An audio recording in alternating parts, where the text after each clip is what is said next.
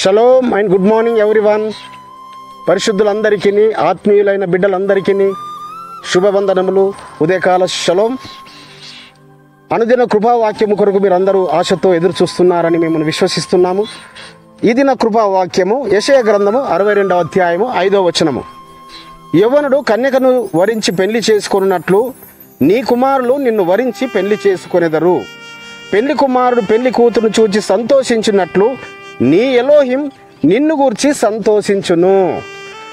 పెళ్లి కుమారుడు పెళ్లి కుమార్తెను చూసి సంతోషించున్నట్లుగానట సృష్టికర్త ఆయన పిల్లలను అనగా ఆయన కుమారులుగా కుమార్తెలుగా ఎన్నుకున్న ఆయన వారిని చూచి ఆయన సంతోషిస్తున్నాడట. సుమ పరిశుద్ధులారా, పెళ్లి అనుభవంలో ఉన్న ప్రతి ఒక్కరికి తెలుసు, పెళ్లి అవుతున్న రోజులలో మరి పెళ్లి కుమారుడు పెళ్లి కుమార్తె గురించి ఏ విధంగా సిద్ధపడుచుంటాడో, ఏ విధంగా పెళ్లి కూతురును చూసి సంతోషిస్తుంటాడో మరి మనందరికీ తెలుసు కదా.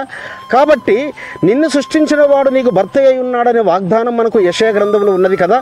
ఆ వాగ్దానము చేత పట్టుకొని ఎవరిని చూస్తున్నాడు? పెళ్లి కుమార్తెగా సియోనును చూస్తున్నాడు, యెరూషలేమును చూస్తున్నాడు.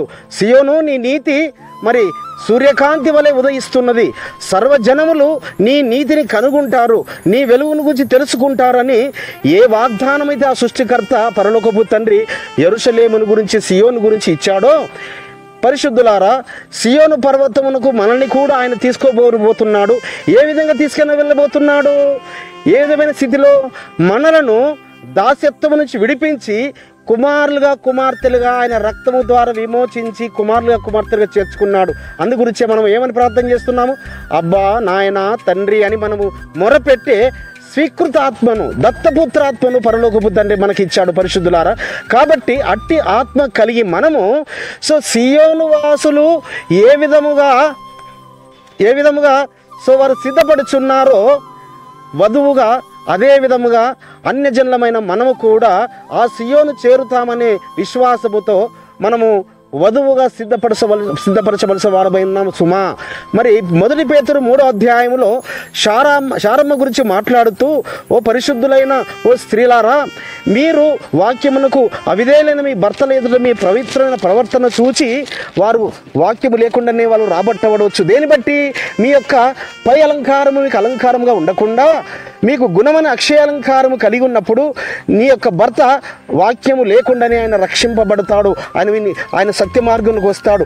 అదేవిధంగా మనం ఆ విధంగా గుణమైన అక్షయాలంకారం కలిగి మనం సిద్ధపడుచున్నప్పుడు మన పెళ్లి కుమారుడు ఆయన రాబోతున్నాడు, వరుడుగా రాబోతున్నాడు. మనల్ని చూచి ఆయన సంతోషిస్తాడు. అట్టి కృప పరమ తండ్రి మనకు అనుగ్రహించునుగాక. ప్రార్థించుకుందాం. పరిశుద్ధుడైన తండ్రి, మీ ఘనమైన నామమునకు స్తోత్రములయ్యా. ఈ దినమున మీరు మాకు తోడుగా ఉన్నారని, అయ్యా మమ్మల్ని చూసి మీరు సంతోషించు వారై ఉన్నారని, మీరు బలపరిచిన మాటలను బట్టి మీకు స్తోత్రములు. మీ ఘనమైన యెహోవా మెస్సీయ నామములో స్తుతించి ప్రార్థించి వేడుకుంటున్నాము తండ్రి.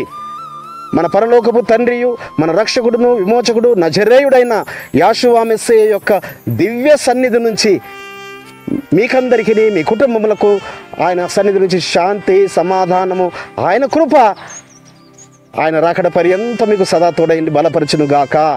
ఆమేన్.